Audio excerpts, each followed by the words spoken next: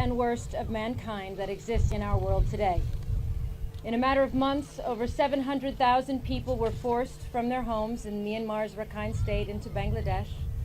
A year and a half later, they are still arriving. While the death toll is unknown, reports suggest that many thousands have been killed since the violence broke out in Myanmar, including women and children. Everyone has been left traumatized. Bangladesh's generosity in giving Rohingya people a place of safety is a significant and visible gesture of humanity. The scale of the forced displacement is now so large that there are more than twice as many Rohingya living in exile than in Myanmar itself. And in Cox's Bazar, where we stand today, it hosts the largest and most densely populated refugee camp, now home to more than 600,000 refugees. All refugees are inherently vulnerable, but the Rohingya are not only displaced, they are stateless. They have been denied their most basic human right, citizenship in their country of birth. And some still won't even call the Rohingya by their rightful name. It was deeply upsetting to meet the families who have been known and have only known persecution and statelessness their whole lives, who speak of being treated like cattle. I am therefore thankful that here in Bangladesh, Rohingya refugees have their existence recognized and are being provided by the government and UNHCR with documentation and proof of their identity, in some instances for the very first time in their lives. The Rohingya families I have met are no different from other refugees in one crucial respect. They want to be able to return home, and they have an absolute right to return home, but only when they feel it is safe enough to do so voluntarily, and they know that their rights will be respected.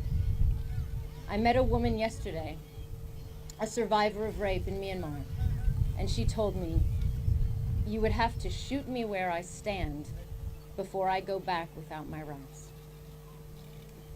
The responsibility to ensure those rights and make it possible for the Rohingya people to return to the Rakhine State lies squarely with the government and the authorities in Myanmar. So I hope that they will recognize that this issue will not go away, just as we will not turn away from the Rohingya.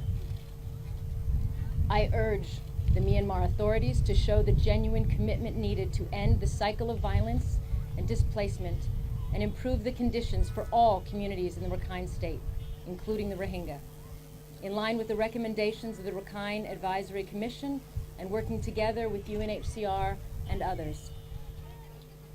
A test and measure of any government is how they treat the most vulnerable people in society, and how they treat those who stand up for the vulnerable and speak out for the atrocities committed against them. The people responsible for human rights violations must be held accountable for their actions. While UNHCR is ready to support efforts to improve conditions, there have been very little progress on the ground. The Rohingya cannot return to Myanmar at this time.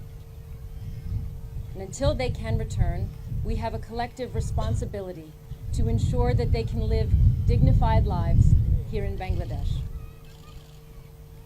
This week, I have witnessed the remarkable and global humanitarian response to date.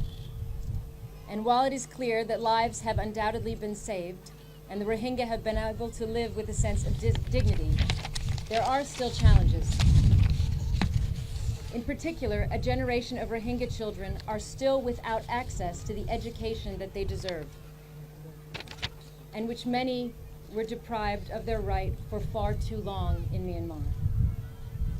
So I'm here to see what more can be done to ensure the Rohingya children can gain education with recognized qualifications that they need to retain a clear vision for their future and, when conditions allow, rebuild their communities in Myanmar.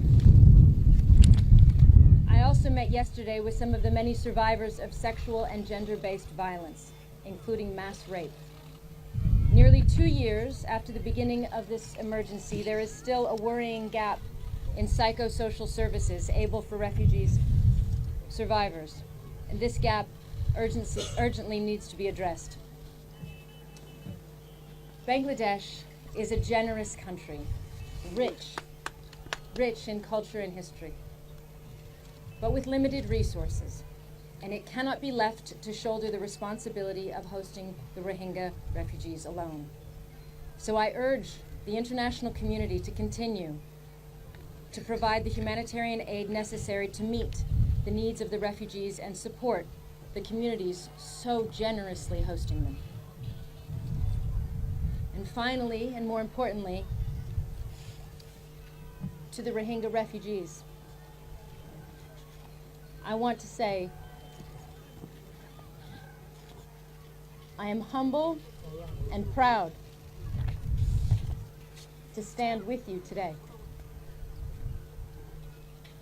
You have every right to live in security, to be free to practice your religion, and to coexist with people of other faiths and ethnicities. You have every right not to be stateless. And the way you have been treated shames us all. What is most tragic about this situation is that we cannot say we had no warning. It is the result of 4 decades of persecution and discrimination, which have gone unaddressed for far too long. It reminds us why there are over 68 million displaced people worldwide, because we do not succeed in acting collectively to prevent conflict, but find ourselves simply trying to manage its unmanageable human consequences. The Rohingya crisis is therefore emblematic of a much wider problem.